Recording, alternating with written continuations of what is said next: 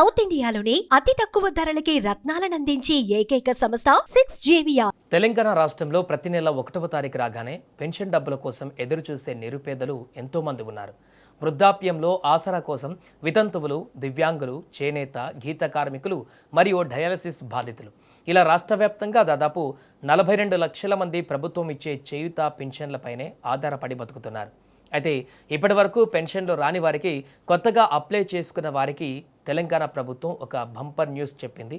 స్వయంగా రాష్ట్ర పంచాయతీరాజ్, మహిళా శిశు సంక్షేమ శాఖ మంత్రి సీతక్క గారు కొత్త పెన్షన్లపైన కీలక ప్రకటన చేశారు. అసలు ఆ గుడ్ న్యూస్ ఏంటి, కొత్త పెన్షన్లు ఎప్పటి నుంచి రాబోతున్నాయి, పూర్తి వివరాలను ఒకసారి మనం తెలుసుకునేటువంటి ప్రయత్నం చేద్దాం. రాష్ట్రంలో కాంగ్రెస్ ప్రభుత్వం అధికారంలోకి వచ్చిన తర్వాత ప్రజా సంక్షేమమే ధ్యేయంగా ముందుకు వెళుతుంది. ఇందులో భాగంగా అర్హులైన ప్రతి ఒక్కరికి పెన్షన్ అందించాలనే లక్ష్యంతో ప్రభుత్వం పనిచేస్తుంది. ఈ ఆర్థిక సంవత్సరంలో బడ్జెట్లో కూడా కొత్త పెన్షన్ల కోసం ప్రత్యేకంగా నిధులను కేటాయించారు.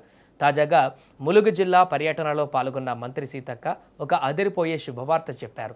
వచ్చే నెల అంటే ఆగస్టు 15వ తేదీ స్వాతంత్ర దినోత్సవం కానుకగా ఒంటరి మహిళలకు కొత్త పెన్షన్లు మంజూరు చేయనున్నట్లు అధికారికంగా ప్రకటించారు.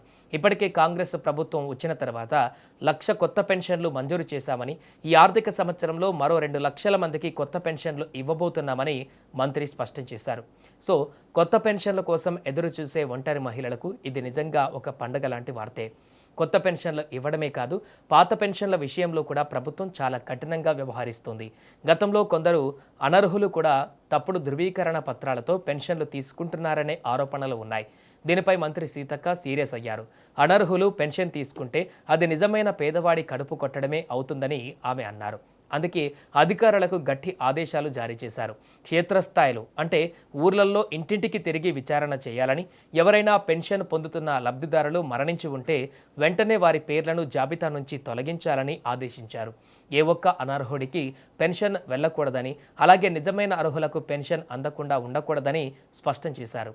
ఎవరైనా నిజంగా అర్హత ఉండి ఇంకా పెన్షన్ రాకపోతే వెంటనే దరఖాస్తు చేసుకోవాలని స్థానిక నాయకులు ప్రజలకు అవగాహన కల్పించాలని కూడా మంత్రి సూచించారు.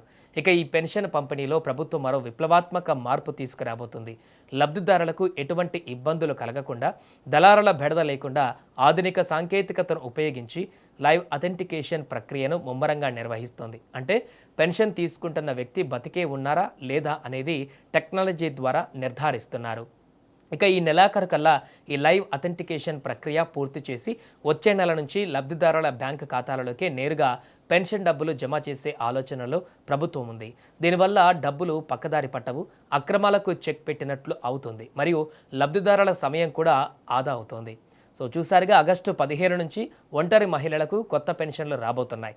అలాగే త్వరలోనే మిగతా అర్హులకు కూడా ఈ 2 లక్షల పెన్షన్ల కోటాలో అవకాశం దక్కే ఛాన్స్ ఉంది. మీకు లేదా మీ చుట్టుపక్కల వారికి అర్హత ఉండి పెన్షన్ రాకపోతే వెంటనే మీ గ్రామ పంచాయతీలో లేదా మీ సేవా కేంద్రాలలో దరఖాస్తు చేసుకోండి.